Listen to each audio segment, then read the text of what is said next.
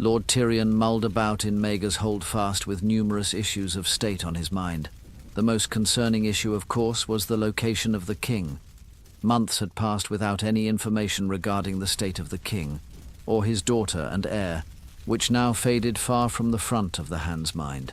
He had to trust in the seamanship of Lady Yara, as well as the cooperation from the Stormlords. Tyrion hatched a plot to pass off a local drunk as the king until Princess Brianna could be located, returned, and immediately coronated. Tyrion often felt guilty regarding the casual disregard of the life of the king. Gendry Baratheon, the first of his name, was a just king, with numerous judicial reforms to his name. Tyrion often felt he deserved a grander send-off rather than being washed out to sea. Still sharing in his plot was the newly appointed Grand Maester. Ebrose seemed to be a slave to ideology rather than the politics Tyrion found himself consistently drowning in. This frustrated Tyrion as he found it rather difficult to manipulate the situation to his advantage. An ideologue such as Ebrose would rarely make a decision in his own best interest, which made him difficult to predict and therefore outmaneuver.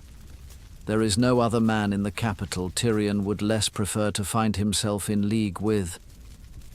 Sir Jericho entered the room, interrupting Lord Tyrion's thoughts. The Lady Sansa is ready for her departure, my Lord Hand. Tyrion knew this day was rapidly approaching. They had received word via Casterly Rock the day prior. Only then had Tyrion finally agreed to her journey. Sansa had recused her duties as Master of Laws to Lady Missandei nearly a fortnight ago.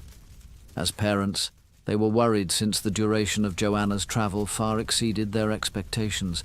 Tyrion's own worry was compounded by the fact Princess Brianna was targeted for apprehension.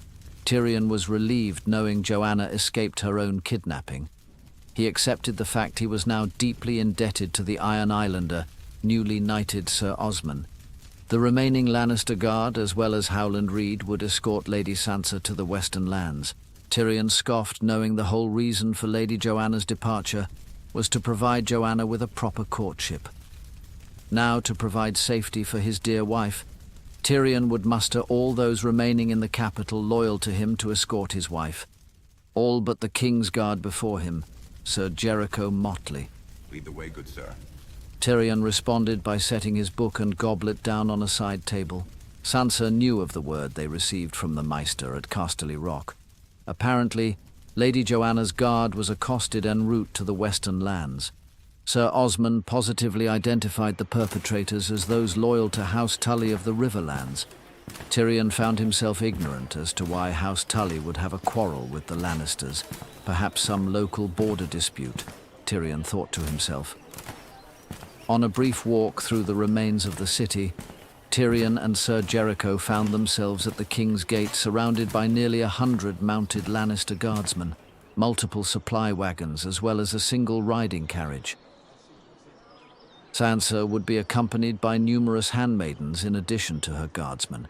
Tyrion's eyes continuously scanned for raiders. The people were hungry, even more so now since the destruction of the city. Their wagons were empty, and supplies would be purchased further inland to avoid a massacre if the people attempted any thievery.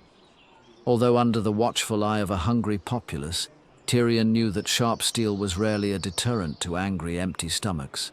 Constant relief supplies were received from a depleted Reach and a barely surviving Stormlands. Still, it was not enough to feed the nearly 300,000 survivors of the Great Flood of King's Landing the fortnight prior. Tyrion then approached Sansa at the far side of the riding carriage. Joanna apparently has safely arrived at the Rock. Tyrion led with this vital piece of information. Sansa adjusted her gloves, giving a slight side-eye to her husband. Is that all the message stated? His lady wife asked with an absurd amount of contempt or doubt. Tyrion could not tell. He relucted to admit the uncomfortable truth to her, for he knew the slight consequence of lying to his dear wife. Lying, of course, would be subject to point of view. Tyrion doubted that withholding of truth for simple peace of mind would not likely be given any quarter. Tyrion then decided to admit the full message to his wife. Joanna's caravan was accosted by the River Lords. It is still unknown who gave the order. My cousin Tyreek has reported. He also added that garrisons have been stationed along the Riverlands border, the farthest at the Golden Tooth. These men will be joining your caravan once you reach them. Tyrion admitted after his slight hesitation. Sansa immediately returned half a smile at her husband after he admitted the message in full. Sansa digested this information quickly and then retorted as if she already knew. You were under the impression that I was ignorant to this trivial information. It is clear that we will journey under threat considering all the remaining Lannister guardsmen will be accompanying me. Sansa replied in an intellectual sparring match with her husband. Tyrion smiled now, understanding the assumption she made. He would respond now knowing he admitted information that she feigned knowledge of. You had no idea Joanna was set upon, did you? Was the amount of Lannister guard what tipped you off? Tyrion admitted, obviously impressed at Sansa's ability to leech information of which she was not privy to. Indeed it was. Sansa smiled, to which Tyrion quickly returned. Sansa slightly bent to kiss her husband goodbye before admitting her final concern. You realize the trust I place in you, knowing your first wife still resides in the capital as I depart? Sansa asked in jest, but Tyrion could tell there was a shred of concern behind the beautiful eyes he fell in love with many years ago. If my lady wife was so informed, she would have realized that Lord Brandon has communicated with the Night's Watch. Shock then spread across Lady Sansa's face. Apparently, the departing Master of Laws was not as informed as she had hoped. Lucky she is to have married such a cunning man. Lady Sansa smiled widely as she knew her departure now grew near. Tyrion thought she had more to say, but her northern pride wouldn't allow her to reveal her insecurity for a second time. Make me laugh as I depart. Sansa asked, and Tyrion remembered the jest he had been saving for just this occasion. How does a Northman find his goat in the tall grass? Tyrion asked, to which Lady Sansa quickly responded. I am not sure. Irresistible. Tyrion replied, and Sansa quickly covered her giggle with a gloved hand. Tyrion just stared at her, thinking himself the luckiest man alive. She fell into his embrace again and whispered so only she could hear him. I would not be so cunning as to foul my marriage bed while my bride has access to her omniscient brother. At these words, Tyrion could tell Sansa's mind was put at ease regarding the situation with his first wife. Sansa climbed up the carriage steps and looked back at Tyrion. Safe travels, Lady Lannister. And to you as well, Lord Lannister. Sansa responded as Tyrion quickly dried his eye while maintaining his posture. At that moment, the steeds draped in Lannister red set into a trot.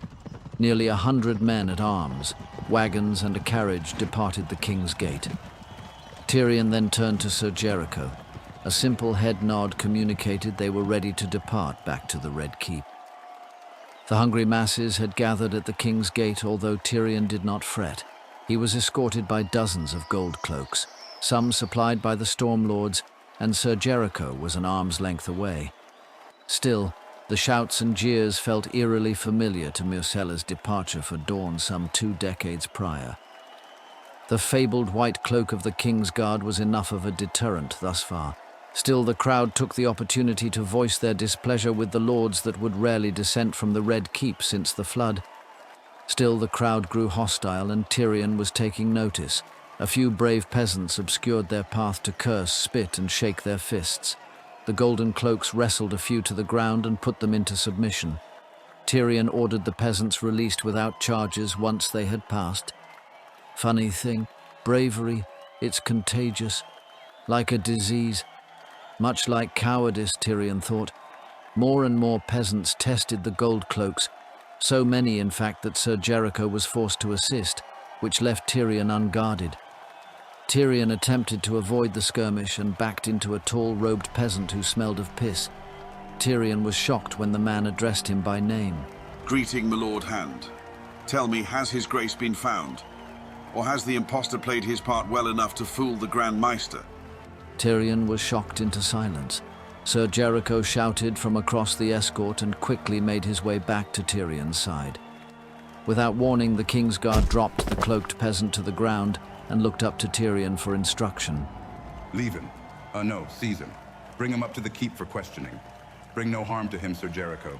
Tyrion was confused. Only a handful of people were aware of the king's absence. How could a commoner have such insights? And whom else could he have told? His arrest would lend credibility to his accusations, so Tyrion ordered his hood to stay upright, obscuring his identity. The crowd had simmered. Still, Tyrion found himself more worrisome now than in the minutes prior. Tyrion had placed more than the appropriate amount of faith in Yara Greyjoy to locate and escort Princess Brianna back to the capital. They were running out of time, out of food, and most of all, patience.